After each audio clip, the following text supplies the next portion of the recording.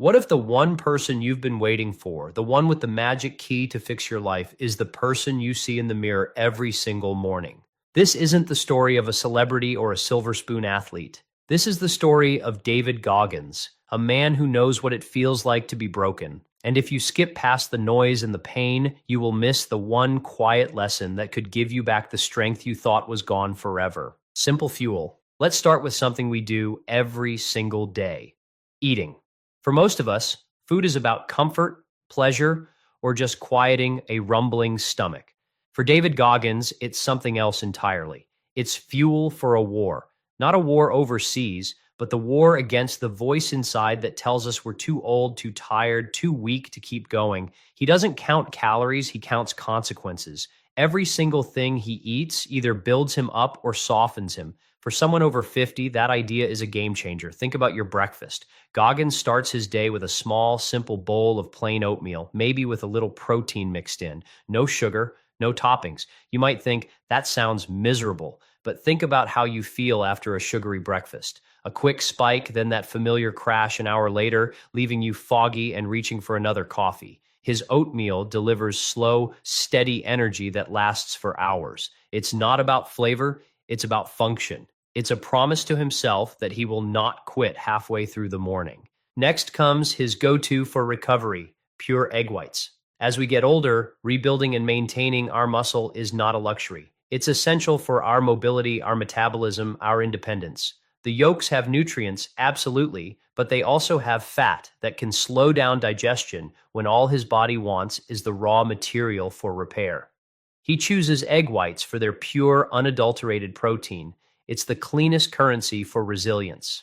Then, for his main meals, it's often something as simple as a grilled chicken breast. No sauces, no breading, no fluff, just lean fuel to support a body that he asks so much of. This is about giving your body what it truly needs to recover, to stay strong, and to carry you through the day without feeling heavy or slow. Every single calorie has a job to do. What if we started asking our food what job it was doing for us? Not just, does this taste good, but will this make me stronger? Will this give me the clarity I need to face my day? It's a profound shift in thinking, and it's simpler than you can imagine. Drawing lines, just as important as what he puts into his body, is what he absolutely refuses to let cross the threshold. This isn't about being on a diet. This is about fiercely protecting your energy and your focus. It's about drawing a hard line in the sand. First on that list is sugar. We all know it's not great for us, but for Goggins, it's the enemy. Think about how you feel when you're dealing with aches and pains, with stiffness in your joints. That's inflammation. Sugar is like throwing gasoline on that fire. It slows down healing. It fogs up your thinking. It robs you of your energy. Removing it isn't about deprivation. It's about taking away the thing that is actively working against your body's desire to heal itself. Next, he avoids all fried food. That crispy, greasy coating feels good for a moment, but it's like pouring sludge into a high-performance engine. It clogs everything up. It weighs down your digestion, bloats your system, and makes your brain feel fuzzy. When you want to feel light, clear, and ready for anything, that heaviness is an anchor you just don't need to carry. The third thing he avoids is just as common: white bread and other processed carbs. Think about that piece of toast, that bagel, that pasta. It gives you a quick burst of energy, but then the crash comes and it leaves you hungrier and more tired than you were before. For Goggins, this isn't real energy. It's an illusion. It's a trap that keeps you on a roller coaster all day. He sees food as ammunition for the day ahead, and if a particular food is a blank, or worse, if it's going to backfire on you, he just won't load it into the chamber. This isn't about eating perfectly every moment of every day. It's about understanding the cause and effect. It's about realizing how much better you can feel when you stop consuming the very things that are holding your energy and your health hostage. The man eats with a level of intention that is breathtaking, not for punishment, for power. What if you just chose one of these, sugar, fried food, or white bread, and decided to draw a line for a week just to see how you feel? That's a question only your body can answer. Daily war. Now let's talk about movement. David Goggins doesn't work out. He wages a daily war against the voice of complacency. And while his routine is more extreme than any of us would ever need, the philosophy behind it is something we can all learn from. We are not training to be Navy SEALs. We are training to live fully in the one body we have been given. For him, a Monday might be all about functional upper body strength, pull ups, push ups, presses. This isn't about building beach muscles. It's about building the kind of practical strength that keeps you capable, the strength to lift a grandchild, to put the suitcase in the overhead bin, to feel solid and secure in your own frame. On Tuesday, he runs 10 miles, often with no music, no distractions.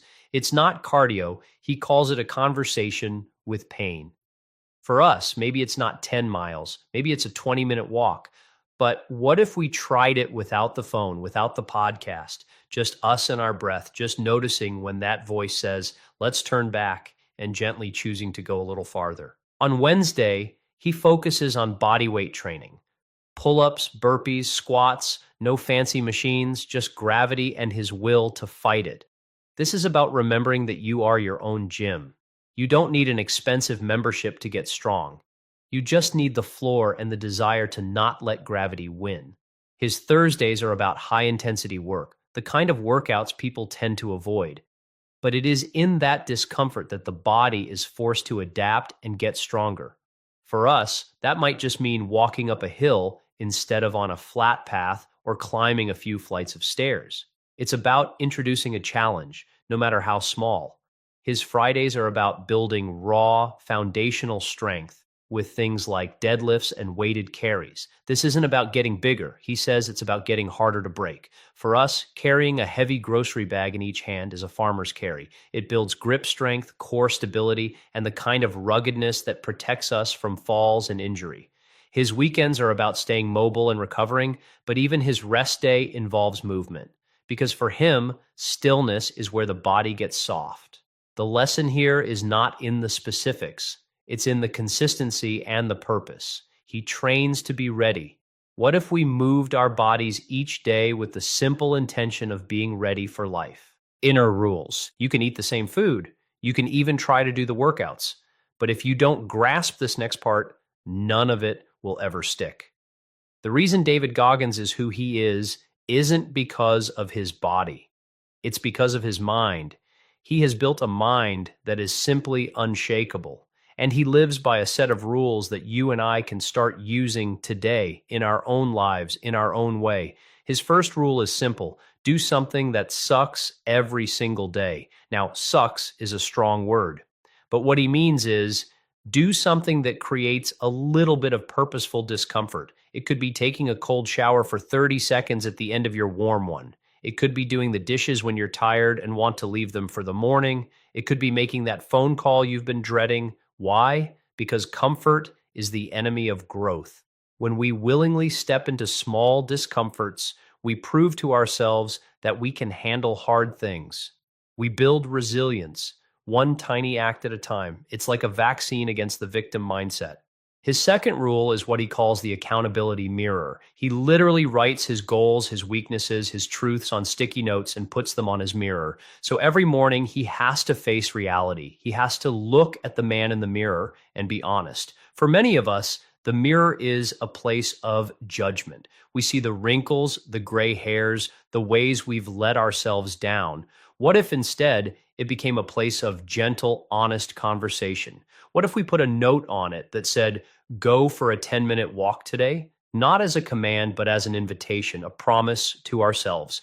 Another rule is what he famously calls the 40% rule. He believes that when your mind is telling you that you are completely done, that you have nothing left in the tank, you're really only at about 40% of what you're truly capable of. That voice that screams for you to stop is a liar. It's a protection mechanism that kicks in way too early. Knowing this is one of the most powerful sources of hope there is. It means that when you feel like you can't go on, you have a vast reserve of strength still waiting to be tapped. Finally, he lives by discipline, not motivation. Motivation is a feeling. It's hype. It comes and goes like the weather. Discipline is a choice.